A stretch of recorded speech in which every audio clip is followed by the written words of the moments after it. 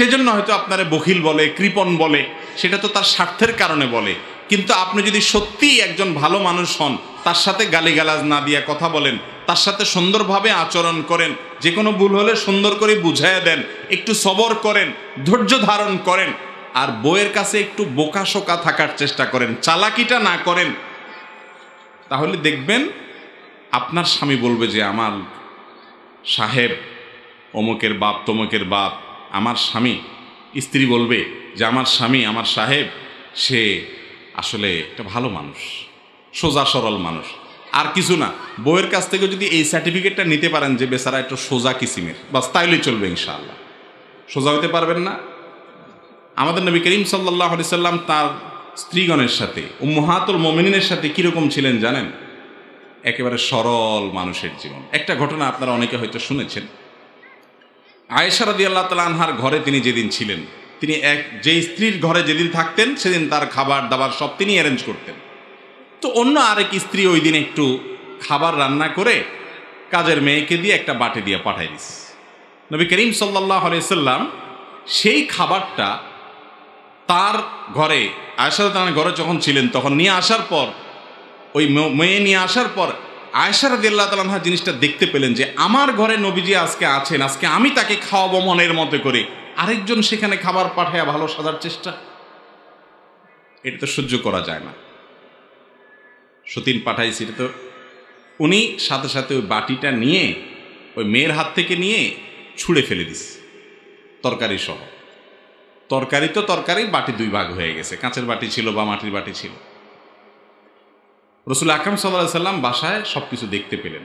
তিনি দেখলেন সর্বনাশ, এটা আগুন লাগার কাজ হয়ে গেল।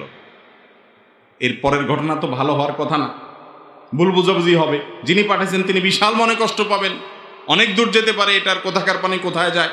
তিনি তাড়াতাড়ি নিজে গিয়ে সেই ভাঙা বাটিটা তুলে আনলেন, এনে ঘরে আয়েশা রাদিয়াল্লাহু তাআলার ঘরেই হুবহু এরকম আরেকটা বাটি ছিল, অবিকল একই রকমের, একই ব্র্যান্ডের, একই সাইজের।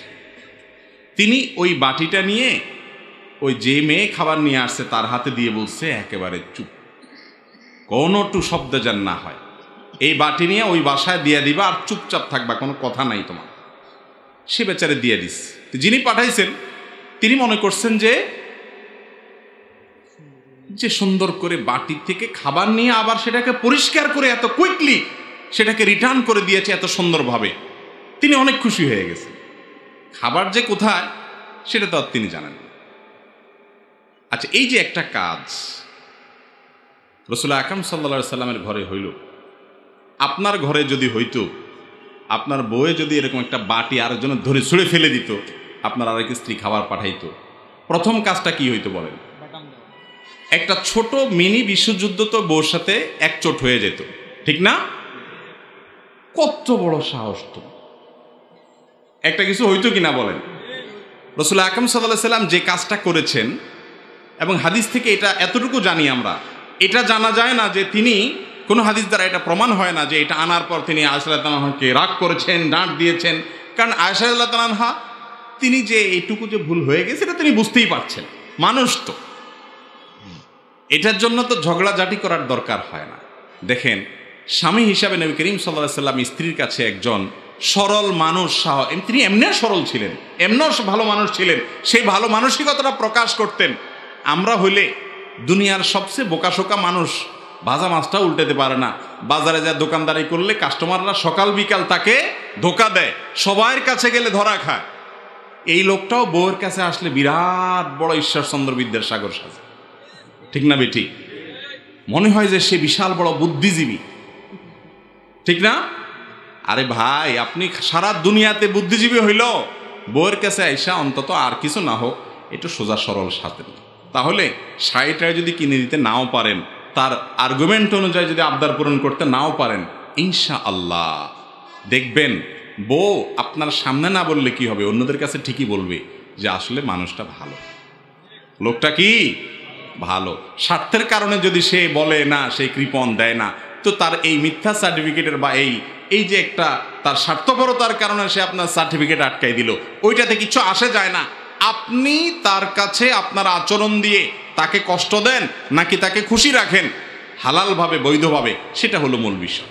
কথা কি বুঝাইতে পারছি? আল্লাহ তাআলা আমাদেরকে বোঝার তৌফিক দান করুন।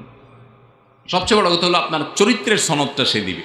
চরিত্রের সনদ শাড়ি না দিলে সে হয়তো বড় জোর বলবে যে বখিল, দেয় না, বা ফকির, গরিব মানুষের সাথে বিয়ে দিছে আমার বাপ মা, হয়তো এটা বলবে। কিন্তু চরিত্রটা যদি আপনার ভালো থাকে, আচরণটা ভালো থাকে, তাহলে সে বলতে বাধ্য হবে যে আসলে তার আচরণ কিনা খারাপ না। আল্লাহ তাআলা আমাদেরকে সব জায়গায় ভালো মানুষ থাকার তৌফিক দান করুন। এরপরের প্রশ্ন, আমার একটা মেয়েকে পছন্দ হয়েছে, কিন্তু ইস্তেখারা করে দেখেছি সংসার বেশি দিন টিকবে না। এই অবস্থায় আমি কি করব? ভাই, ইস্তেখারা করে আপনি কিভাবে বুঝলেন সংসার বেশি দিন টিকবে না? এই ইস্তেখারাটা আমাকে একটু শিখিয়ে দেন ভাই। এত পাওয়ারফুল এবং একেবারে প্রোয়েক্টিভ ইস্তেখারা, যে রেজাল্ট একেবারে হাতে নাতে, বেশি দিন টিকবে না সেটাও আপনি জানতে পারলেন। এই ইস্তেখারা সিস্টেমটা শিখিয়ে দেন। আমরা যুবকদের বলি সবাই করুক। ভাই, ইস্তেখারা সম্পর্কে আমাদের অনেকের ভুল ধারণা আছে। ইস্তেখারা জিনিসটা কি ভাই? ইস্তেখারা শব্দের অর্থ হলো কল্যাণ কোথায় আছে সেটা খুঁজে বের করার জন্য দোয়া করা, কল্যাণ প্রার্থনা করা। ইস্তেখারা বাবে ইস্তেফালের মাজদার, ওলামায়ে কেরাম, মাদ্রাসার ছাত্ররা বুঝবেন। মানে হলো খায়ের বা কল্যাণ চাওয়া। ইস্তেখারা একটা দোয়া, মানে কল্যাণ চাওয়া, ভালো কিছু চাওয়া আল্লাহর কাছে। আপনি কোনো একটা সিদ্ধান্ত নিতে যাচ্ছেন, বিয়ে করবেন, এই জায়গায় করবেন কি করবেন না, ব্যবসা করবেন, এই জায়গায় ইনভেস্ট করবেন কি করবেন না, বিদেশ যাওয়ার জন্য টাকা জমা দিবেন কি দিবেন না, এই কাজটা আপনি করবেন কি করবেন না, এটা নিয়ে আপনি সিদ্ধান্ত নিতে পারছেন না। তো সিদ্ধান্ত নেওয়ার জন্য আপনার যে চেষ্টা আছে সেটাতে করবেনই। পরামর্শ করবেন বিজ্ঞদের সাথে, পণ্ডিতদের সাথে, অভিজ্ঞদের সাথে মশওয়ারা করবেন, বুঝবেন, চিন্তা ভাবনা করবেন। এর পাশাপাশি আল্লাহর কাছে বিশেষ পদ্ধতিতে প্রার্থনা করবেন, দোয়া করবেন যে আল্লাহ, এই সিদ্ধান্তটার ক্ষেত্রে আমার যেখানে কল্যাণ হয় সেখানেই যেন আমার সিদ্ধান্তটা হয়, এই জন্য একটু দোয়া নিবেদন করবেন। এটা হলো ইস্তেখারা। বুঝতে পারছি? এই দোয়া নিবেদনের একটা বিশেষ পদ্ধতি আছে। সে সম্পর্কে একজন সাহাবী বলেছেন যে রাসূল আকরাম সাল্লাল্লাহু আলাইহি ওয়াসাল্লাম আমাদেরকে কোরআনের সূরা যেরকম শিক্ষা দিতেন, ঠিক ইস্তেখারা সেইভাবে শিক্ষা দিতেন। কিভাবে সেটা? সেই পদ্ধতি হলো, আপনি কোনো একটা ডিসিশন নিতে গিয়ে হিমশিম খাচ্ছেন, সিদ্ধান্তহীনতায় ভুগছেন, দাঁড়িয়ে প্রথমে সুন্দর করে 2 রাকাত নামাজ পড়েন। কয় রাকাত নামাজ?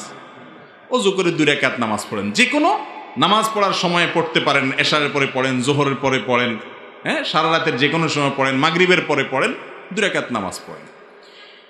2 রাকাত সালাত আদায় করার পর সালাত শেষে আল্লাহর কাছে একটা দোয়া করেন। দোয়াটা কি?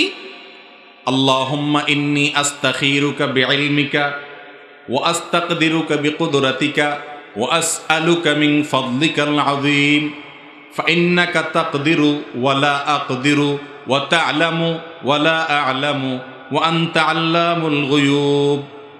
আল্লাহুম্মা ইন কুনতা তা'লামু আন্না হাযাল আমর খায়রুল লি ফি দীনি ওয়া মাআশি ওয়া আকিবাতি আমরি ফায়াসসিরহু লি ওয়া ইন কুনতা তা'লাম আন্না হাযাল আমর শাররুল লি ফি দীনি ওয়া মাআশি ওয়া আকিবাতি আমরি ফাসরিফহু আন্নি ওয়াসরিফনি আনহু ওয়াকদুর লিল খায়র হাইথু কান সুম্মা আরদিনি বিহি। এ হলো দোয়া। এই দোয়া আপনি লিখে মুখস্থ করে নিতে পারেন, দেখে দেখেও পড়তে পারেন, অথবা বাংলায়ও আপনি আল্লাহর কাছে প্রার্থনা করতে পারেন। তবে হাদিসের ভাষাটা হুবহু মুখস্থ করাটা ভালো। দোয়াটার বাংলা কি? আল্লাহ, আপনার কাছে আমি কল্যাণ প্রার্থনা করতেছি এই সিদ্ধান্তে, এই যে বিয়ে করতে যাচ্ছি এই জায়গায়, এখানে কল্যাণটা আমি কোথায়, করার মধ্যে না না করার মধ্যে, এটার ব্যাপারে আপনার কাছে আমি সহযোগিতা চাই, আপনার সাহায্য চাই। আল্লাহুম্মা ইন্নী আস্তাগফিরুকা বিইলমিক। আপনি যদি সবকিছু জানেন, কি হবে না হবে ভবিষ্যতে সব জানেন, আপনি ছাড়া কেউ গায়েব জানে না। এই জন্য আপনার সাহায্য চাই আমি, যে এখানে কল্যাণটা কোথায়, করার মধ্যে না না করার মধ্যে, আগানোর মধ্যে না পিছানোর মধ্যে। এবং আপনার যে কুদরত আছে সেটা অসীম কুদরত, আপনার সে কুদরত থেকে আমি একটু প্রার্থনা করি, আপনি আমাকে সামর্থ্য দেন, তৌফিক দেন। কারণ আপনি জানেন আমি জানি না, আপনি পারেন আমি পারি না সবকিছু ভালো মন্দ নিরূপণ করতে। আল্লাহ, আপনি যদি এই কাজটাতে আমার জন্য ভালো হবে সেটা জানেন, আপনার এলেমে আছে যে এখানে আগানোটা ভালো হবে। আল্লাহুম্মা ইন কুনতা তা'লামু আন্না হাযাল আমর, এই যে হাযাল আমর যখন বলবেন, হাযাল আমর মানে অমুক কাজটা, আল্লাহ আমার যে অমুক কাজটা, এই অমুক কাজটা যখন বলবেন তখন মনে মনে সেটা চিন্তা করবেন, এই মেয়ের সাথে বিয়ে, এই লোকটাকে ইনভেস্ট করা, এই জায়গায় টাকা দেওয়া, আল্লাহ এই কাজটাতে আমার যদি ভালো হয় আপনি সেটা সহজ করে দেন, আর যদি সেটা আমার জন্য ভালো না হয় তাহলে আপনি এইটাকে আমার থেকে দূরে সরায় দেন, আমার মন থেকে এটাকে উঠায় দেন, আমাকেও দূরে সরায় দেন, এবং আমার যেখানে কল্যাণ হবে সেখানে ফয়সালা করে দেন। এই দোয়াটা পড়বেন, বাংলায়ও করতে পারেন। ইস্তেখারার দোয়া এবং 2 রাকাত নামাজ, 2 রাকাত নামাজ পড়ে আপনি ইস্তেখারা করলেন। এই ইস্তেখারাটা যতদিন পর্যন্ত আপনার ওই বিষয়ে সিদ্ধান্ত ফাইনাল না হবে ততদিন পর্যন্ত আপনি করতে থাকবেন, যত বেশি পারেন। দিনের ভিতরে 2বার 4বার করে করেন। কথা কি বুঝাতে পারছি? ইস্তেখারা করতে করতে করতে করতে যদি আপনি মন থেকে সেভাবে সত্যিকারের সঠিক পদ্ধতিতে ইস্তেখারা করতে পারেন, এরপরে সিদ্ধান্ত দেখেন কোন দিকে আগায়। যদি বিয়ে হওয়াটা সহজ হয়ে যায় তাহলে বুঝবেন এখানে কল্যাণ আছে, আর যদি বিয়েটা ভেঙে যায়, না হয়, তাহলে বুঝবেন যে ইস্তেখারা করছেন, না হওয়াটাই কি ছিল? কল্যাণ ছিল। এখন কথা হলো, ইস্তেখারা করে বিয়ে করলেন, এরপরে দেখলেন যে কয়দিন পরে সেটা টিকলো না, যেমনটা এই প্রশ্নকর্তা বললেন। হইতে পারে এমন যে ইস্তেখারা করছেন, করেই বিয়ে করছেন, কিন্তু টিকলো না। তাহলে ধরতে হবে যে আমার ইস্তেখারার কোথাও গলত আছে, অথবা এটা হয়ে না টিকার মধ্যে আমার কোনো কল্যাণ আছে। অনেক ভাঙার ভিতরে কল্যাণ থাকে না, না থাকে? সব কল্যাণ কি আমরা জানি? জানি না। এজন্য ইস্তেখারা হলো এটা। ইস্তেখারা মানে অনেকে মনে করে যে আমি স্বপ্নে দেখব, সেটা নিশ্চিত। হ্যাঁ, স্বপ্নে আল্লাহ তাআলা ইমানদার বান্দাকে অনেক সময় সুসংবাদ দেন, বিভিন্ন বার্তা দেন, সেটা ঠিক আছে, কিন্তু ইস্তেখারার জন্য স্বপ্নে দেখতেই হবে এমন কোনো শর্ত নাই। আপনার মন যেদিকে ঝুঁকে যায় সেটাই আল্লাহর ফয়সালা। যদি ইস্তেখারা সঠিকভাবে হয়ে থাকে আপনি বিসমিল্লাহ পড়ে আগাইতে পারেন। কথা কি বুঝাতে পারছি? খুব জটিল একটা বিষয় এই চোখের জেনা, হারাম জিনিস যেগুলো ইউটিউবে, ফেসবুকে, মোবাইলে বিভিন্নভাবে আপনি দেখেন, বা অফলাইনে ডাইরেক্ট সরাসরি আপনি বিভিন্ন বেপর্দা নারীকে, গায়ে মারা মেয়েকে দেখেন, দেখে মনে মনে হারাম স্বাদ নিয়ে থাকেন। এই অপরাধ এত ভয়াবহ যে এই অপরাধটা থেকে মানুষ সিজদা গিয়ে পর্যন্ত বাঁচতে পারে না। আকরাবু মা ইয়াকুনুল আবদু মির রাব্বিহি ওয়া হুয়া সাজিদ, বান্দা আল্লাহর সবচেয়ে কাছে যেতে পারে কখন ভাই? যখন সিজদায় চলে যায়। সিজদায় যখন যায় আল্লাহর সবচেয়ে নিকটে চলে যায়, কপাল পোড়া ওই সময়টাতে তার চোখের সামনে হারাম জিনিস ভাইসা উঠে। আল্লাহর সবচেয়ে রহমতের কাছাকাছি গিয়া রহমত থেকে বঞ্চিত হইয়া বরং হারাম জিনিস ভাইসা উঠে, কারণ সারাদিন সেটা দেখে। এত ডেঞ্জারাস বিষয় হারাম জিনিস চোখে দেখে। বাঁচতে চান, একমাত্র করণীয় হারাম জিনিস দেখা ছেড়ে দেন। কিছুদিন হয়তো আপনাকে শয়তান ডিস্টার্ব করবে, কিছুদিন আপনার চোখের সামনে আনবে, কিন্তু আপনি আনার সঙ্গে সঙ্গে যখন মনে হবে আপনি চিন্তা করবেন আমি কোথায় দাঁড়ায় আছি, কার সামনে আছি, কোথায় দাঁড়িয়ে আমি কার সামনে দাঁড়িয়ে হারামের কথা, হারামের দৃশ্যের কথা আমার স্মৃতিতে আনছি। আপনার বুক প্রকম্পিত হবে। সাথে সাথে নিজেকে ভৎসনা করে, আত্মশাসন করে, নিজেকে নিজে শাসন করে, বকা দিয়ে মনে মনে নামাজ কন্টিনিউ করেন।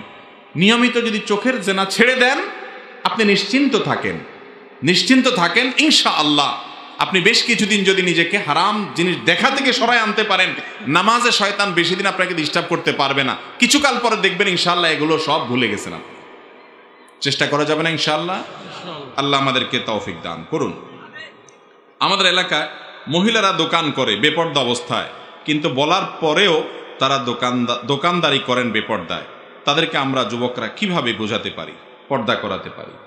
দেখুন, মহিলাদেরকে আল্লাহ রাব্বুল আলামিন বাসার ভেতরটা সামলানোর দায়িত্ব দিয়েছেন, তারা হলেন স্বরাষ্ট্র মন্ত্রণালয়ের দায়িত্বপ্রাপ্ত। আর পুরুষদেরকে আল্লাহ তাআলা পররাষ্ট্র মন্ত্রণালয়ের দায়িত্ব দিয়েছেন যে তোমরা হলো বাহিরটা দেখাশোনা করবা, বাহিরের জঞ্জাট যা আছে এসব কিছু পুরুষ সামলায়া তুমি উপার্জন করে নিয়ে আসবা। বাসার ভেতরে যা আছে সব মহিলা দেখবে। এখানে মাতবরি, সর্দারি, মাস্তানি পুরুষরা বেশি করতে যাবেন না। বুঝে আসছে কথা? তরকারি কোনটা কিভাবে রানবে, কিভাবে না রান্না করবে, ভাজি কোনটা কিভাবে করবে, এসব জায়গা বেশি পণ্ডিতি করতে যাবেন না। ওই জায়গাটা তার, ইসলাম এটা ভাগ করে দিয়েছে। এখন আমরা মহিলাদেরকে অধিকার দেওয়ার নাম দিয়ে বলতেছি যে তোমরা বাসায় বসে থাকবে কেমন কথা, জগৎটাতে দেখবা না, একটু বাইর হও, দোকানদারি করো, হ্যাঁ, খেতে কাজ করো, বিভিন্ন জায়গায় কাজ করো। এই কথাগুলো যারা বলে তাদেরকে আমাদের সমাজে বলে নারীবাদী। তাদেরকে কি বাদী বলে ভাই? নারীবাদী। নারীবাদীরা প্রমাণ করার চেষ্টা করে, দাবি করার চেষ্টা করে, বোঝানোর চেষ্টা করে আমরা নারীর মুক্তির জন্য এসেছি, ইসলাম নারীকে বোরকার মধ্যে ঢুকাই ফেলছে, হায় হায় কত কষ্ট হয়ে যাচ্ছে, বাইর করো। কারণ শিয়াল মুরগির স্বাধীনতা চায়। দুনিয়ার সব শিয়ালের বক্তব্য হলো যে মুরগি কেন খাঁচায় থাকবে, মুরগি কেন বন্দি দশায় থাকবে, খোঁয়াড়ে থাকবে, মুরগিকে মুক্ত করতে হবে, হে মুরগি তুমি স্বাধীন হও, দেখো জগৎটাকে। এটা সব শিয়ালের বক্তব্য। এই জন্য অনেক বড় বড় লম্বা লম্বা কথা বলা নারীবাদীদের দেখা যায় যে বইয়ে ফোন করে পুলিশ হাজির করছে। দেখেন না আপনারা? কি বলেন, দেখেন না আপনারা? নিউজ দেখে ফেলছেন অলরেডি? সারাদিনই তো হইতে থাকে, সারাদিনই তো দেখতে থাকবে। কারণ ভাই, মেয়েদেরকে আল্লাহ তাআলা সৃষ্টিকর্তা প্রাকৃতিকভাবে কিছু ডিউটি দিয়েছেন, সেটা চাইলেও আমরা চেঞ্জ করতে পারি না। যেমন সন্তান গর্ভে ধারণ করা, এটা পুরুষের কাজ না মহিলার কাজ? মহিলার কাজ। মহিলার কাজ যদি সন্তান গর্ভে ধারণ করা হয়, পুরুষ এটা করতে পারবে? পারবে না। তাহলে গর্ভধারণ করাটা তো 2-4 দিনে কাজ না, 10 মাস 10 দিন। এরপরে সন্তান প্রসব হওয়ার পরে সন্তানের রিজিক, খানাটা আল্লাহ তাআলা কোথায় দিয়ে রাখছেন? মায়ের বুকে। কতদিনের ডিউটি? 2 বছর। তাহলে 2 বছর পর্যন্ত দুধ খাওয়াইলো, 10 মাস পর্যন্ত পেটে রাখলো, মোট 3 বছর। আর এরপরেই তো শেষ না, এরপরে তো আরো আছে 4, 5, 6 বছর পর্যন্ত হ্যাসেল টানে কি বাপে না মায়ে? বাপে চাইলেও কি তার বুকে দুধ আসবে কোনোদিন? চাইলেও কি সন্তান গর্ভে রাখতে পারবে কোনোদিন? যদি 2টা করেও সন্তান হয় তাহলে 5, 5, 10 বছর। আরে ভাই, বিয়ের পরে যদি 10 বছরে গাড়ি টানতে টানতে চাইবে, স্যার ভোগের টাইমটা কখন? তাহলে বোঝার চেষ্টা করেন, তার যে প্রাকৃতিক ডিউটি সেগুলো তো সে করাই লাগতেছে। আপনি পুরুষ সেগুলোর বোঝা বহন করতে পারতেছেন না, উল্টা বরং সংসারের উন্নতির জন্য আপনি 10,000 20,000 টাকা কামান, আর বউরেও লাগাই দিচ্ছেন 10,000 20,000 কামাইয়ের জন্য। তাহলে আপনার ডিউটি যেটা ছিল পয়সা কামাই করে আনা, কোত্থেকে আনবেন আপনারটা আপনি বুঝবেন, সেটার অর্ধেক দায়িত্ব তার ঘাড়ে দিলেন, আর তার যে ডিউটি এটা ফুলটা সে করতেছে। ঠিক না বে ঠিক? তাহলে তার স্বাধীনতা দিলেন না কাজের ভাগ তার মাথায় বসাইলেন? বুঝেন নাই কথা? এ হলো নারীর মুক্তির সংগ্রাম। আমাদের যে সমস্ত বোনদেরকে দিয়ে স্বামীরা দোকানদারি করায়, একান্ত নিরুপায় যে সমস্ত বোনরা বাধ্য হয়ে কাজ করেন বাইরে, তাদের কথা ভিন্ন, পর্দার পরিসরে তারা করতে পারেন। আর বাসার মধ্যে থেকে নারী যদি উদ্যোক্তা হয়, ব্যবসা বাণিজ্য করে, সেটা কি ইসলাম নিষেধ করে না? আমাদের আম্মাজান খাদিজা রাদিয়াল্লাহু তাআলা আনহা ব্যবসা করেছেন না করেন নাই? কিন্তু ব্যবসা করতে গিয়ে তিনি কি বাইরে দোকানদারি করেছেন? অন্য পুরুষদের সাথে কেনাবেচা করেন নাই। ভাই, নারীবাদীরা বলে আমরা নারীর কল্যাণ চাই, নারীর লাভ চাই। বাটপাড়ির একটা ছোট্ট নমুনা দেখাই আপনাদেরকে। আচ্ছা, যুবতী নারীদের বেশি উপকার করা দরকার না বৃদ্ধা নারীদের বেশি উপকার করা দরকার? কারণ বৃদ্ধা বয়সে দেখা যায় বেচারির স্বামী মারা গেছে, ছেলে মেয়েরা অনেক সময় দেখাশোনা করে না, করলেও বেচারি একাকী হয়ে যায়, নিঃসঙ্গ থাকে, অনেক ব্যাপার স্যাপার থাকে। তাহলে বৃদ্ধা নারী যারা আছে তাদের কেয়ারটা বেশি দরকার, ঠিক না ঠিক? নাকি যুবতীদের কেয়ার করা দরকার? আরে ভাই, যুবতীদের কেয়ার করার লোকের অভাব আছে? বিয়ে হলে নতুন নতুন জীবনে স্বামী তো কেয়ার করি, বিয়ে না হলে বাপে কেয়ার করে, ভাইয়ে কেয়ার করে, কেউ না কেউ কেয়ার করে। হারাম সম্পর্ক করে যে দুষ্ট বদমাই, সেটাও কেয়ার করে কম বেশ, ঠিক না ঠিক? যুবতী নারীর কেয়ার করার লোকের অভাব হয়। অভাব হয় কার? বৃদ্ধা। এই নারীবাদীকে দেখবেন না যে রিসিপশনে কোনো বৃদ্ধা মহিলা বসাইতে। আরে ভাই, রিসিপশনের চাকরিগুলা বৃদ্ধা মহিলাদেরকে দাও, যে বেচারীদের জন্য একটা সহজ কাজ, রিসিপশনে দাঁড়ায় থাকবে, বসে থাকবে, এই কাজটা এদের জন্য উপযোগী। ওই জোয়ান মহিলাগুলা সেগুলো আরে কষ্টের কাজ দাও, বাদ দেওয়ার দরকারই নেই, তাদের কেয়ার তো এদের দরকার। এরা বলে নারীবাদী। যাদের যেই নারীর কেয়ার করা দরকার সে নারীর চাকরি দিবে না, বলবে যে সুন্দরী হইতে হবে, তরুণী হইতে হবে, যুবতী হইতে হবে, অবিবাহিত হইতে হবে, লম্বাচড়া হইতে হবে, তারপর চাকরি দিব। এ কি নারীবাদী না নারী লোভী? সন্দেহ আছে কোনো? আমরা ধোকায় পড়ে যাই। আবার ভুল বুঝেন না, ইসলাম মহিলাদের কাজ কাম পড়ালেখা করতেন। খবরদার, ছেলেদেরকে যেরকম পড়াবেন মেয়েদেরকে সুশিক্ষা শিক্ষিত করবেন, মেয়েদেরকে ডাক্তার বানাবেন, পর্দা পশিদা যতটুকু মেনটেন করে সম্ভব, যাতে নারীদের চিকিৎসা নারীরা দিতে পারে, পুরুষদের কাছে যেতে না হয়, তাদেরকে সুশিক্ষা শিক্ষা দিবেন। বাসা বাড়িতে থেকে যদি কিছু করা লাগে করবে। কোনো নারী যদি নিরুপায় হয়, তার স্বামী অত্যাচারী হয়, অথবা মারা যায়, বিধবা হয়, নিরুপায় হয়, বাপ ভাই খোঁজ খবর না নেয়, বেচারি বাধ্য হয়ে বাইরে উপার্জন করতে যায়, হালাল পরিবেশের মধ্যে পর্দার মধ্যে থেকে নিজেকে ফিতনা থেকে মুক্ত রেখে সে করবে, সেটা ভিন্ন বিষয়। কিন্তু গণহারে দরকার হোক আর বেদরকার হোক অধিকার দেওয়ার নাম করে মহিলাদেরকে বাহির করে দিলেন। এটা তাদের অধিকার দেয়া নয়, এটা অধিকার দেওয়ার নামে প্রতারণা। অধিকার দেওয়ার নামে কি রে ভাই? যেই স্বামী, যেই পুরুষ তার স্ত্রীকে বা বের করেছে, আপনি তাকে যা বুঝাবেন, তাকে যা বুঝাবেন যে আপনি কি করছেন এটা। আর ওই বোনকে বলবেন, বোন তোমাকে রিসিপশনে দেখে, দোকানে দেখে কাস্টমার তোমার সাথে কথা বলে তোমাকে নিয়ে বাজে চিন্তা করে, এটা কি তোমার মনে হয় না? তুমি কি বুঝো না এই বাস্তবতা? তাকে বুঝাবেন, আল্লাহর ভয় দেখাবেন, এবং পারলে বাসা বাড়ি থেকে যদি নিরুপায় হয় এই কাজ করার জন্য, তাকে বাসা বাড়ি থেকে কোনো কাজ যেন তিনি করতে পারেন। আজকাল অনেক কাজ করা যায়, মেয়েরা সেলাইয়ের কাজ করতে পারেন, কত সুন্দর বাসা বাড়িতে বসে কাজ করতে পারেন, অনেক হস্তশিল্পের কাজ করতে পারেন, অনেক কাজ করা যায়, অনলাইনে অনেক মার্কেটিং করতে পারেন, বাসা বাড়িতে থেকে যেন তিনি করতে পারেন, সেরকম বিষয়ে তাকে সহযোগিতা করেন। শুধু ফতোয়া দিয়ে বসে থাকেন না, সহযোগিতাও করেন। এরকম যদি উদ্যোগী হন, ইনশাআল্লাহ আমাদের মা বোনদেরকে আর দোকানদারের আসনে দেখতে হবে।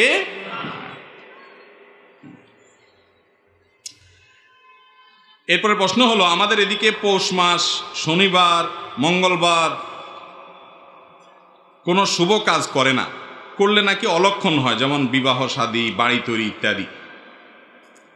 ভাই, পৌষ মাস, শুক্রবার নি না শনিবার, ও শনিবার মঙ্গলবার, এগুলাতে মঙ্গলবার, মঙ্গল মানে কি? কল্যাণ। মঙ্গলের বার মানে কল্যাণের বার, এদিন আরো ভালো কাজ বেশি না করবেন। ভাই, এই বারের নামে কিছু আসে যায় না। শনিবারে করলে বলে সৈন্যে পাইবে, এবার শনিয়ে পাবে, এরকম বলে কি বলে না? ভাই, কোন দিন, কোন ক্ষণ, এগুলোকে কুলক্ষণ, অলক্ষণ, অকল্যাণ, অপয়া, কুফা এগুলা মনে করা, এটা ইসলামের শতভাগ কুসংস্কার। এটা ছোট শিরকপূর্ণ বিশ্বাস। ইমানদার মনে করবে আমার সকল কল্যাণ এবং অকল্যাণের মালিককে আল্লাহ। ইসলামের নেকফালি জায়েজ আছে, বদফালি জায়েজ নাই। নেকফালি মানে হলো শুভ লক্ষণ, ভালো কিছু আশা করা। হুদায়বিয়া সন্ধিতে 4 দফা নবী করিম সাল্লাল্লাহু আলাইহি ওয়াসাল্লামের কাছে মক্কার মুশরিকরা লোক পাঠাইছে। একবার ওরওয়াকে পাঠাইছে, আরেকবার আরেকটারে পাঠাইছে। একটাকে পাঠাইছে, নবী করিম সাল্লাল্লাহু আলাইহি ওয়াসাল্লাম জিজ্ঞেস করেছেন, তোমার নাম কি? বলে সুহাইল। দূত সংলাপের জন্য আসছে, আলোচনার জন্য আসছে। নবী করিম সাল্লাল্লাহু আলাইহি ওয়াসাল্লাম বলছেন, তোমার নাম যখন সুহাইল, এবার একটু সহজ হবে আশা করা যায়, কারণ সাহাল শব্দের অর্থ সহজ। এই যে একটা লোকের নামের অর্থটা ভালো, সেজন্য নবী তার থেকে ভালো কিছু আশা করতেছেন। এটাকে বলে নেকফালি, অর্থাৎ ভালো কিছু আশা করা। কিন্তু আজকে সকালবেলা কাকের ডাক শুনছি, কপালে দুঃখ আস, কেউ মরবে, বাম চোখটা লাফাইছে আজকে, তাহলে শেষ, আজকে বিপদ একটা আসতেছে। বাইরে হওয়ার সময় ঝাড়ু দেখছি, তাহলে কপালে আজকে সারাদিন ঝাড়ুর বাড়িই আছে। আর কাক ডাকলে তো যে মরার সংবাদ। আবার যে দোকানে প্রথম কাস্টমার বাকি চাইছে, তাহলে তো আজকে সারাদিন এই বাকি দিতেই যাবে। প্রথম লোকটা আইসা দাঁত বাইর করে বলে, ভাই ভাঙতি আছে কিনা, শেষ আজকে দিন, এই দিতেই যাবে। এ ধরনের বিশ্বাস আছে না নাই আমাদের?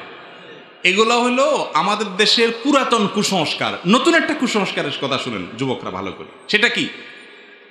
নতুন বছরের প্রথম সময়টাকে যত উৎসব, ফুর্তি, আনন্দ করে কাটানো যাবে, সারা বছর ভালো থাকা যাবে। বলেন না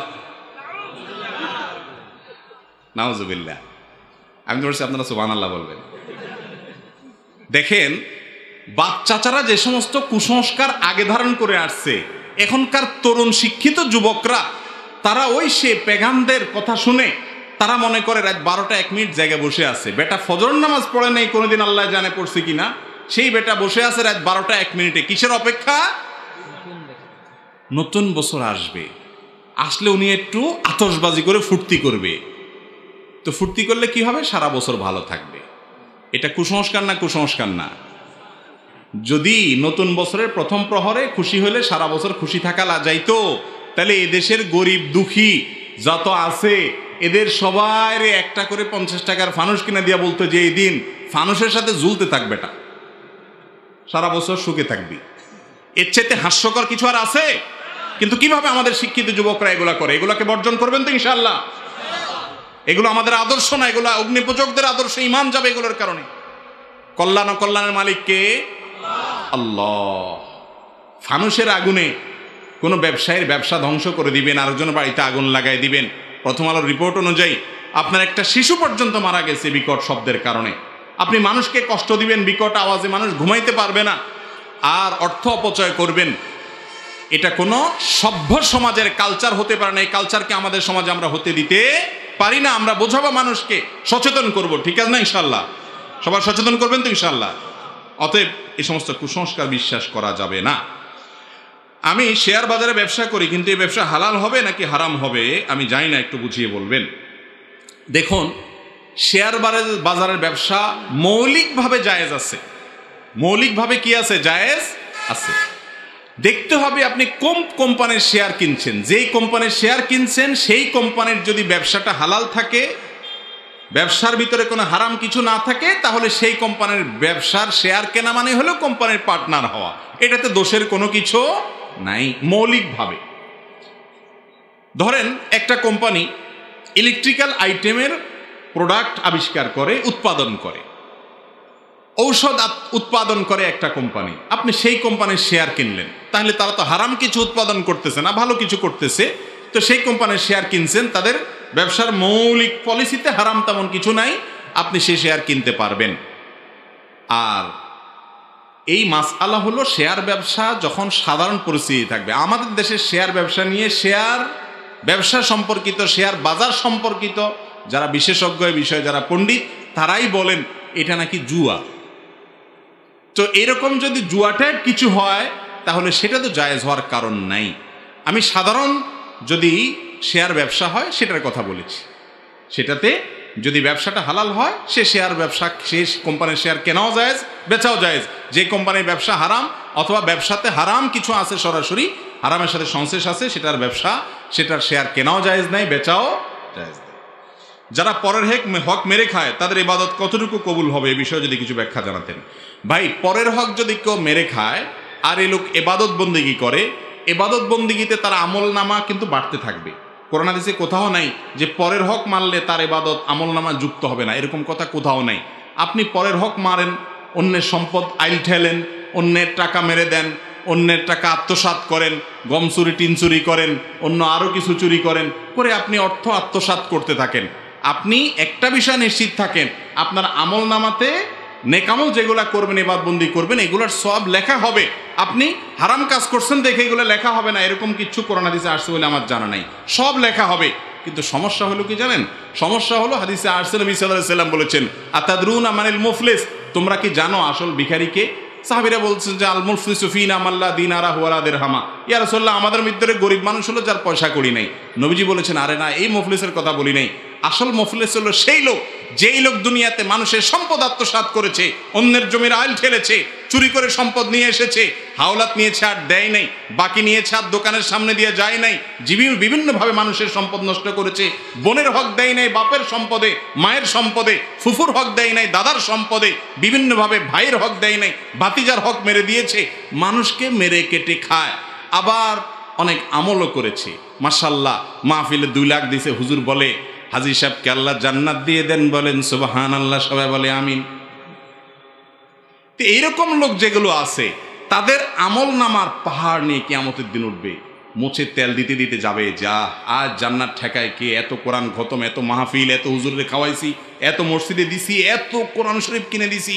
হুজুর যত আছে দেশে, এমন কোনো হুজুর নাই আমার এলাকাতে, গ্রামে, যেগুলোর পেটে আমার খানা নাই। সবার পেটে খানা আছে, সব গরিবের পেটে খানা। কত দান সদকা করছি। আর কোরআন তেলাওয়াত, শুধু দান সদকা নাকি, হজ, উমরা, জিকির, আজকার, তাহাজ্জুদ, কপালে সিল, কত আমল করছি মাশাআল্লাহ। মোসে তাও দিতে দিতে যাবে জান্নাত সামনে কত দূর কে জানে। আল্লাহ রাব্বুল আলামিন হাদিসে আসছে, ওই জায়গায় যখন ওই লোক আমলের পাহাড় নিয়ে যাবে, কিন্তু ওই যে মানুষের হক মারছে আবার সাথে ইবাদতও করছে, আমলের পাহাড় নিয়ে যাবে।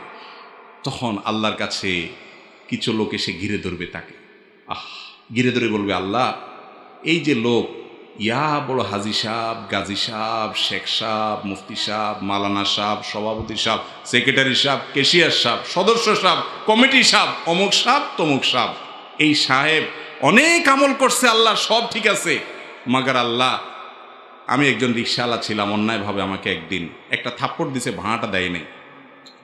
আমি তো দুনিয়াতে আর জোর করে আদায় করতে পারি নাই, ক্ষমতা ছিল না। তুমি তো আহকামুল হাকিমিন, তুমি তো সকল বিচারকদের শ্রেষ্ঠ বিচারক, তোমার তো ফামাই ইয়ামাল মিসকালা যাররাতিন শাররান ইয়ারা, চুল পরিমাণ খারাপ কিছু করলেও তুমি তার বিচার করার কথা, আমি আজকে বিচার চাই।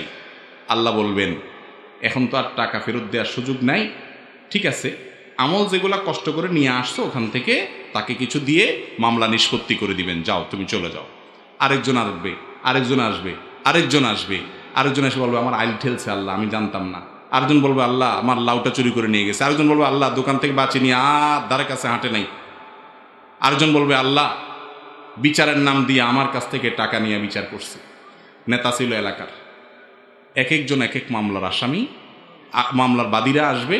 আল্লাহ তাআলা সবাইকে তার দাবি অনুযায়ী, যদি প্রমাণ সত্য হয়, কেউ তার মিথ্যা সেদিন বলবে না, সব দিয়া বিচার করবেন। তার আমল সব শেষ হয়ে যাবে, দেনাদার তখনও, পাওনাদার তখনও থাকবে।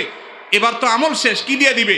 এবার তাদের পাপের বোঝা দিতে থাকবে, যে তুমি তার হক না কষ্ট, তারপর বোঝা নাও। এখন নিতে নিতে নিতে নিতে আমলের সব শেষ হইয়া পাপের বোঝা নিয়া তারপর সে জাহান্নামে নিক্ষিপ্ত হবে। তাহলে অন্যের হক আত্মসাৎ করে, মানুষের হক নষ্ট করে, মানুষকে কষ্ট দিয়ে, মানুষের প্রতি অবিচার করে, আমলের পাহাড় আর ইবাদতের পাহাড় করে কোনো লাভ হবে? আল্লাহ আমাদেরকে বুঝার তৌফিক দান করো। আমল খুব বেশি দরকার নাই বাবারে, ফরজ মেন আমলগুলা করেন, কোনো মানুষের হক নষ্ট করিয়েন না। আপনি নিশ্চিন্ত থাকেন, আপনি জান্নাতে যাবেন ইনশাআল্লাহ। এরপরে প্রশ্ন, যদি কোনো স্ত্রী নামাজ না পড়ে তাহলে তাকে বুঝাতে হবে, তবুও যদি নামাজ না পড়ে তাহলে তার সাথে কেমন আচরণ করতে হবে? ভাই, স্বামী স্ত্রীর সম্পর্কটা এত সুনিবিড় যে আসলে এখানে আবদারের জায়গাটা বেশি। কিছু অমানুষ স্বামী, কিছু অমানুষ স্ত্রী আছে, তাদের কথা ব্যতিক্রম। সচরাচর সাধারণত স্বামী স্ত্রীর সম্পর্কটা এরকম, বায়না ধরে আদায় করা যায় না, এরকম জিনিস খুব কম আছে। ভালোবাসা দিয়ে, মোহাব্বত দিয়ে, আদর করে, স্নেহ করে, আবদার করে, তার কথা মেনে বিভিন্ন কৌশলে তাকে আপনি নামাজের দিকে আনবেন। যদি কোনোভাবেই দেখেন না একেবারে অন্তর্মোহর মারা হয়ে গেছে, আপনি শাসন করবেন, রাগ করবেন, কথা বন্ধ করবেন সীমিত সময়ের জন্য, বিছানা পৃথক করবেন। এরপরে না হলে দুই পরিবারের মুরব্বীদেরকে নিয়ে বসাবেন, বসায় আর জবরদস্তি তাকে বলবেন যে আমি বেনামাজির ঘর করতে পারি না, আমার সন্তান পরবর্তী বংশধর নষ্ট হবে, সেরকম হলে প্রেসার দিবেন। তাতেও যদি না হয়, প্রয়োজনে ওলামাদের সাথে পরামর্শ করে, মুরব্বীদের সাথে পরামর্শ করে, গণ্যমান্যদের সাথে পরামর্শ করে একটা তালাক দিবেন, পরামর্শ করে। এটা শেষ চিকিৎসা।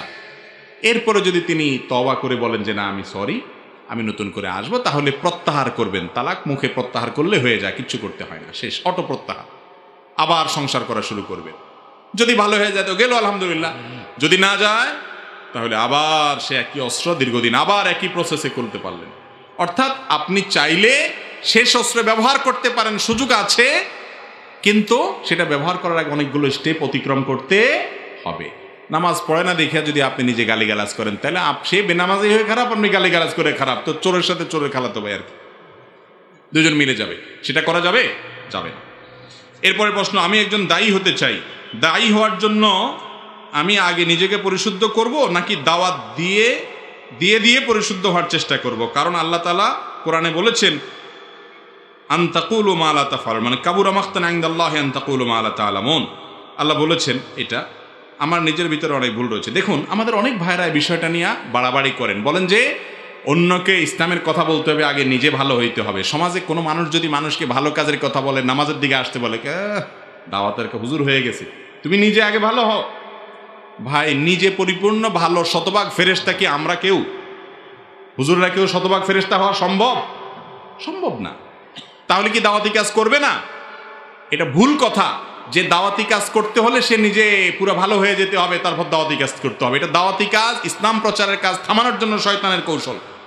আপনি যতটুকু ভালো কাজ জানেন, যেটা জানছেন সেটা অন্যের কাছে জানাই দিবেন। নবীজি বলেছেন বাল্লিগু আন্নি ওয়ালাউ আয়া, আমার কাছ থেকে একটা কথা জানলেও অন্যের কাছে পৌঁছায় দাও। তিনি বলেন নাই যে আমার কাছ থেকে কোনো কথা পৌঁছাইতে হলে আগে নিজে আমল করা ছাড়া তুমি পৌঁছাতে পারবে না, এমন কোনো কথা নেই। হ্যাঁ, এটা ঠিক যে একজন দায়ী দাওয়াতের কাজ মুখে যেটা বলবেন সেটা নিজে আগে আমল করলে তার বলাটাতে প্রভাব বেশি পড়বে। নিজের কথা অনুযায়ী নিজে আমল না করলে তার কথায় প্রভাব পড়বে না, সেটা ঠিক আছে। কিন্তু তাই বলে বলা যাবে না, দাওয়াতের কাজ করা যাবে না, এমন কোনো কথা নেই। নিজেকেও সংশোধন করতে থাকবেন, অন্যকেও বলতে থাকবেন। অনেক সময় দেয়ালে, অনেক সময় না সব সময়, ফুটবল দেয়ালে মারলে কি হয়, নিজের দিকে আসে, ঠিক না? আরেকজনকে বলতে বলতে নিজের বিবেক জাগ্রত হয়, কিরে আমি এই আমলটা নিজে না করলে কেমন হয়। এই জন্য দাওয়াতি কাজের জন্য এটা বাধা না। যে আয়াত আপনি প্রমাণ দিচ্ছেন, এই আয়াত দিয়ে অনেকে প্রমাণ দেয়, কাবুরা মাকতান ইনদাল্লাহি আন তাকুলু মা লা তাফআলুন। আরেক আয়াতে আল্লাহ বলেছেন লিমা তাকুলুনা মা লা তাফআলুন। এই আয়াতে যেটা বোঝানো হয়েছে সেটা ভিন্ন জিনিস। সেটা কি? সেটা হলো একটা কথা বললো, ওয়াদা করলো, কিন্তু সেটা পূরণ করলো না। এই কথা আল্লাহ তাআলা বলেছেন এটা অনেক বড় অপরাধ আল্লাহর কাছে, যে তুমি এমন কথা বলো যেটা তুমি নিজেই জানো সেটা তুমি বাস্তবায়ন করবা না। অর্থাৎ মানুষের সঙ্গে ওয়াদা করো কিন্তু তুমি সেটা পূরণ করবা না, সেটা করতে আল্লাহ তাআলা নিষেধ করেছেন। দাওয়াতি কাজের কথা এখানে বলা হয়, মিথ্যা প্রতিশ্রুতির কথা বলা হয়েছে।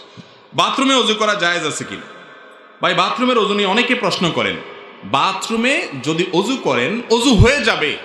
উত্তম হলো যে বাথরুমে কমোড আর বেসিন বা আপনার ওই টেপের মধ্যে মাঝখানে কোনো পার্টিশন নাই, সেখানে ওযু না করে বাইরে ওযু করাটা হলো উত্তম। ভিতরে করলে ওযু হয়ে যাবে, কিন্তু বাইরে করাটা উত্তম। কেন? কারণ ওযুতে বিসমিল্লাহ বলতে হয়, আর বাথরুমের ভিতরে নাপাক জায়গাতে আল্লাহর নাম নেওয়া এটা মাকরুহ। সেজন্য বাহিরে ওযু করা উত্তম। একটা বুদ্ধি আছে যে বাহিরে কোনো টেপ বা বেসিন থাকলে বিসমিল্লাহ বলে হাতটা ধুয়ে শুরুটা করে দিলেন, এরপর বাকি কাজগুলো ভিতরে যায় করলেন, সেটা করা যেতে পারে। আর যদি বাথরুমের ভিতরেই করেন তাহলে মনে মনে বিসমিল্লাহ বলবেন, বলে ওযু করবেন, ওযু হয়ে যাবে, কোনো অসুবিধা নাই। একটা পরিবারের ছেলে নিজের ইচ্ছা বিয়ে করার ফলে তার বাবা ও ভাইয়েরা মিলে সে ছেলেকে বাবার সম্পত্তি থেকে ত্যায্য পুত্র করে, কিন্তু বাবার মৃত্যুর আগে বাকি ছেলেদেরকে ওসিয়ত করে গেছে তার সম্পত্তি যেন তাকে ফেরত দেন, কিন্তু তার ভাইরা সেই সম্পত্তির অংশ দিতে ইচ্ছুক না। ইসলামী শরীয়তের সম্পর্কে কি বলে? খুব পরিষ্কারভাবে শুনে রাখেন। ত্যায্য পুত্র বলতে কোনো কিছু ইসলামী শরীয়তে নেই। ইসলামী শরীয়তে ইসলাম ত্যায্য পুত্র করাকে জায়েজ বলে না। ত্যায্য পুত্র মানে হলো যেই পুত্রকে ত্যাগ করা হয়েছে। তার মানে কি? বাপ বলে দিছে, এটার আইনি ভিত্তি থাকতে পারে, কিন্তু কোরআন হাদিসের আলোকে এটা গ্রহণযোগ্য কোনো কাজ না। আপনার সন্তান হিসাবে দুনিয়াতে কেউ এসেছে, সে যদি ইমানদার হয়, আপনিও মুসলমান, আপনার সম্পদে তার ভাগ আল্লাহ তাআলা অটোমেটিক দিয়ে দিছেন। আপনি যদি বলে যান যে এই কাজের কারণে আমার ভালো লাগলো না, বা সন্তানের কোনো কারণে আমি নাখোশ হয়েছি, আমি তাকে ত্যায্য পুত্র করে দিলাম, সে আমার সম্পদ পাবে না, এই অধিকার বাপকে মাকে ইসলাম দেয় নাই। কিন্তু অনেক বাপ মায়ের কাজটা করে। তো প্রশ্নে যে কাজটা যেটা বলা হলো যে একজন বাবা তার সন্তানকে ত্যায্য পুত্র করার পর মৃত্যুর আগে আবার সেটা প্রত্যাহার করে নিয়েছেন, তিনি বলেছেন না তাকে সম্পদ দিও, এখন ভাইরা দিচ্ছে না। যদি ভাইরা না দেয় তাহলে একটু আগে প্রশ্ন উত্তরে যে কথাগুলো বললাম সেই কথাগুলো প্রযোজ্য হবে। এই ভাইদের অবস্থা হবে কিয়ামতের ময়দানে ওই ব্যক্তির মতো যে ব্যক্তি আমলের পাহাড় নিয়েও কিয়ামতের ময়দানে বান্দার হক নষ্ট করার কারণে ধরা খাবে। সে যদি ধরা খায় তাহলে আপনি ভাইয়ের হক নষ্ট করার কারণে যদি আমল না থাকে সেরকম, আপনি তো কত জোরে ধরা খাবেন এবং জাহান্নামে যাবেন। এটা অনেক বড় অপরাধ। কোনো ভাইকে বাপ ত্যায্য পুত্র করলেও বাপের সম্পদ থেকে বঞ্চিত করার অধিকার অন্য ভাইদের নাই, কারণ ত্যায্য পুত্র হওয়াটা ইসলাম সমর্থন করে না। বাপ হোক আর সন্তান হোক, স্বামী হোক আর স্ত্রী হোক, বন্ধু হোক আর আত্মীয় স্বজন হোক, কোনো ব্যক্তির সাথে 3 দিনের বেশি সম্পর্ক ছিন্ন করে চিরকালের ত্যাগ করে ত্যায্য করে তাকে থাকা জায়েজ নাই। ইসলাম এটাকে জায়েজ বলে না। ইসলাম মিলেমিশে থাকার কথা বলে। তার পাপের কারণে সে আল্লাহর কাছে জবাবদিহি করবে। আমি তাকে ত্যাগ করে থাকতে পারি না। সন্তান রক্ত সম্পর্কীয় আত্মীয়ের মধ্যে অন্যতম, অতএব তার সাথে চিরকালের জন্য সম্পর্ক ছিন্ন করা বাবার জন্য জায়েজ নাই। যেমন সন্তানের জন্য জায়েজ নাই বাবাকে ত্যাগ করা, ঠিক একইভাবে বাবারও জন্য জায়েজ নাই, হালাল হবে না সন্তানকে কি করা, ত্যাগ করে থাকা। সে পাপ করে থাকলে সে আল্লাহর কাছে বুঝে বেড়াবে। আমি রাগ থাকতে পারে, ক্ষোভ থাকতে পারে, কষ্ট থাকতে পারে, চিরতরে তাকে বর্জন করতে পারি না। যতটুকু জানি গান বাজনা হারাম, কিন্তু এখানে প্রায় বিয়েতে গান বাজনা হয়। এখন শীতকালীন পিকনিকের নামে সারা রাত উচ্চ শব্দে গান বাজনা করা হয়। গান বাজনার ভয়াবহতা সম্পর্কে যদি বলতেন। ভাইরা আমার, আমাদের দেশে কিছু কিছু অসভ্যতা আছে, অসভ্যতা, যে অসভ্যতাগুলোর ব্যাপারে আমাদের বেশিরভাগ মানুষের বিবেক জাগ্রত হয় না। তার মধ্যে থেকে একটা হলো ডেস্ক সেটে বড় বড় আপনার বক্স এনে হাই ভলিউমে গান বাজানো হয় বিয়ে উপলক্ষে, পিকনিকের নাম দিয়ে, বিভিন্ন আনন্দ অনুষ্ঠানের নাম দিয়ে। এই যে গান বাজানো হচ্ছে, এই গান বাজানোর ফলে আশেপাশে মানুষের ঘুম হারাম হচ্ছে, মোবাইলে কথা বলতে পারছে না, বাচ্চাদের কষ্ট হচ্ছে, হার্টের রোগীদের কষ্ট হচ্ছে। এই যে একটা ব্যাপার, মানুষের কষ্ট হচ্ছে, তারপরও আমি উল্লাস করছি। পশুরাও এত পশু হয় কিনা আমার সন্দেহ হয়। একটা সভ্য সমাজে এটা কখনো ঘটতে পারে না।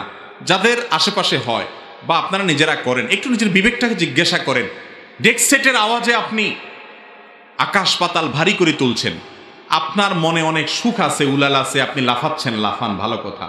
আপনার এই আওয়াজ যে আশেপাশে যাচ্ছে, সবাই কি আপনার সাথে উলাল? স্বপ্নের ব্যাখ্যা পাওয়া যাবে। আমি স্বপ্নের ব্যাখ্যা সম্পর্কে ভালো কিছু জানি না। এ সম্পর্কে ইসলামের মনীষীগণ যুগে যুগে, সবাই না, অনেক ব্যক্তিরা পণ্ডিত ছিলেন, স্বপ্নের ইন্ডিকেট ব্যাখ্যাগুলো, তারা ইঙ্গিতগুলো বুঝতে পারতেন। কিন্তু দিন দিন ইসলামের এই স্পিরিচুয়াল দিকগুলো হারাতে হারাতে এখন এমন একটা অবস্থা হয়ে গেছে, স্বপ্নের ব্যাখ্যা সম্পর্কে ভালো জানে এমন মানুষ খুঁজে পাওয়া যায় না। সাহাবা একরাম নবী করিম সাল্লাল্লাহু আলাইহি ওয়াসাল্লামের কাছে এসে জিজ্ঞাসা করতেন, ইয়া রাসূলুল্লাহ, আমি এটা স্বপ্নে দেখেছি, ব্যাখ্যা কি হবে? তিনি ব্যাখ্যা করতেন, এবং এটা তার নিয়মিত একটা সেশন ছিল যে তিনি নিয়মিত প্রায় সময়, বিশেষ করে ফজরের পরে, তিনি স্বপ্নের ব্যাখ্যা দিতেন। কিন্তু আজ আলেমদের মধ্যে মাসআলা বলা আলেম অনেক আছে, স্বপ্নের ব্যাখ্যা দেওয়া আলেম পাওয়া যায় না। দুঃখজনক, এটা একটা ত্রুটি এবং ক্ষতি আমাদের। যাই হোক, তো বাবাকে স্বপ্নে দেখলে, অনেকে বাবাকে স্বপ্নে দেখলেই বিশেষ কিছু করতে হয় না, এরকম কোনো কথা নাই যে স্বপ্নে দেখলে এটা করতেই হবে। আপনি যদি বাবাকে স্বপ্নে দেখেছেন, সেই স্বপ্ন দেখার পরে আপনার কাছে মনে হয়েছে বাবা কষ্টে আছেন, এরকম কোনো ইন্ডিকেট পাওয়া গেছে, তাহলে বাবার পক্ষ থেকে আপনি দান সদকা করেন, দোয়া করেন, ইস্তেগফার করেন, বৈধ যে কাজগুলো করা যায় মৃত ব্যক্তির তরফ থেকে সেগুলো করেন। আবার পয়সা দিয়া, মৌলবি দিয়া কোরআন খতম করায়েন না, সওয়াব তো হবেই না, বরং আরো গুনাহ হওয়ার সম্ভাবনা আছে। বুঝতে পারছেন? পয়সা দিয়ে যদি কোরআন খতম করান, আমসালা দুইটাই যাবে। আমসালা বুঝেন কোনটা? সওয়াব তো যে পড়ে সাধারণত সে পায়, সাধারণত লাইসাল ইনসান ইল্লা মা সা, আল্লাহ বলেছেন। আর আপনার তাহলে সওয়াব যদি কিছু পাওয়ার থাকে, কথার কথাতে মৌলবী সাহেব যেগুলো বানায় করে আনছেন, সওয়াব তো তাদেরটা তেলাওয়াত করছে, তারটা সে পাবে, আর আপনার পয়সাটাও গেছে, আমও গেছে, সালাও গেছে। বুঝতে পারছেন? কোনো মুর্দার জন্য কোরআন খতম করায়া কোনো হুজুরের টাকা দিলে সওয়াবও হবে না, টাকাও মায়ের, আমও যাবে, সালাও যাবে। খুব ভালো করে শুনে রাখেন। ছোটবেলায় এই কাজগুলো আল্লাহ মাফ করুক, আমরাও টুকটাক করছি, হুজুরদের সাথে গেজিটেছি, কিছু পয়সা করে দিছি, তখন বুঝি না, আমরা ছোট মানুষ ছিলাম। কিন্তু পরে যখন জ্ঞান বুঝেছে, বুঝলাম আরে এই আমল তো বেচা কিনা করা যায় না। এটা তো আপনার এই মোবাইলের ব্যালেন্স ট্রান্সফারের মতো কোনো সিস্টেম নেই যে ভাই 10 টাকা দেন, ব্যালেন্স ট্রান্সফার করে দিলাম। আমি কোরআন খতম দিলাম 10 জন মিলে পড়ে, এরপর ওটা ট্রান্সফার করে পাঠা দিলাম ওই লোকের আমল নামা, আপনি আমাকে 2000 10,000 টাকা দিয়ে দিলেন। এরকম কোনো সিস্টেম ইসলামে নাই। আলেমদের এটার জন্য তাহলে কি করবেন? তাহলে আপনি যেটা করবেন সেটা হলো যে আলেমদেরকে গিয়া, মাদ্রাসায় গিয়া, এতিমখানায় বা মাদ্রাসার বোর্ডিংয়ে গিয়ে এমনি দান করে দিবেন যে আমার বাবার রুহের মাগফিরাতের জন্য এই টাকাটা দান করলাম। আপনার মনে মনে নিয়ত থাকবে, দান করলে অটোমেটিক তারা সব আমল নামাতে কি হবে, সব জমা হবে। এটা শরীয়তে আছে, হাদিসে আছে। মৃত ব্যক্তির পক্ষ থেকে কি করা যায়? দান করা যায়, কিন্তু টাকা দিয়া, ভাড়া দিয়া কোরআন তেলাওয়াত করার সিস্টেম নেই। ইয়ান ঠিক কইন দনে প্রশ্ন ব্যাকগ্রাউন্ড উত্তর দিতে গেলেও বা আজি ফজর পর্যন্ত কথা কম পড়িব। আজি আর এডে তাই ওয়াজ ব্যাগিন আজ ঘুরিয়ে ফেললে কাল ফোন ন ফুরিব।